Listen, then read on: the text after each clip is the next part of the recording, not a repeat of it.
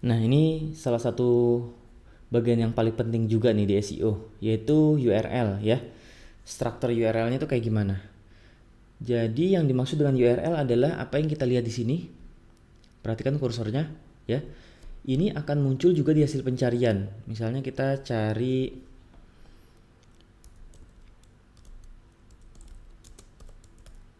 ini. Nah, apa yang kita lihat di sini yang warna hijau ini ya? Kayak gini. Ini salah satu artikel dari Moz kan? Ini.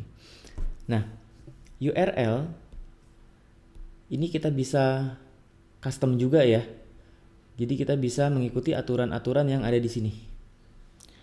Jadi intinya URL ini bagaimana kita harus membuat URL yang simple ya, sehingga user juga gampang untuk ingat dan gampang untuk di-share ya, biasanya di sosial media gitu. Nah, aturannya kurang lebih kayak gini.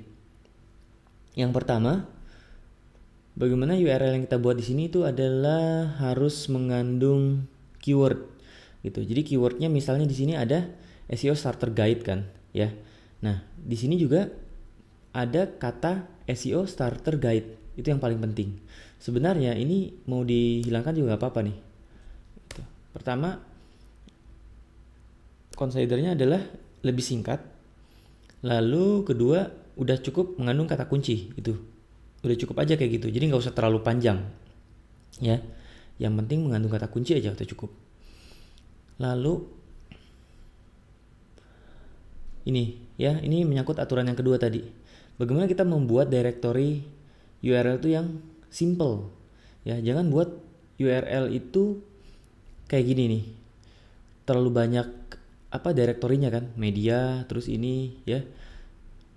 Karena kan kalau Google gini nggak terlalu, ya nggak perlu lagi dia setting SEO-nya ya, Google gitu kan. Cuman untuk website kita yang pengen kita ranking di Google, ya kita harus ngikuti aturan ini. Jadi direktorinya itu sesimpel mungkin aja. Kalau di WordPress teman-teman itu udah ada di settingan permaling, itu enaknya. Jadi kalau bisa nih yang kayak gini nggak penting kan, yang 2009 ini dibuat gini aja. Tuh, itu lebih bagus, jauh lebih bagus. Seperti ini, singkat. Direktorinya simple. Lalu yang ketiga adalah bagaimana kita menyediakan satu versi URL untuk merich sebuah dokumen. Jadi maksudnya gini. Misalnya kita punya dua versi URL. Ini saya contohkan gini aja nih, biar gampang dimengerti. Misalnya gini. http://www. Misalnya apa gini aja, tokopedia.com gitu ya, /shopping gitu. Lalu atau gini, jual busana muslim.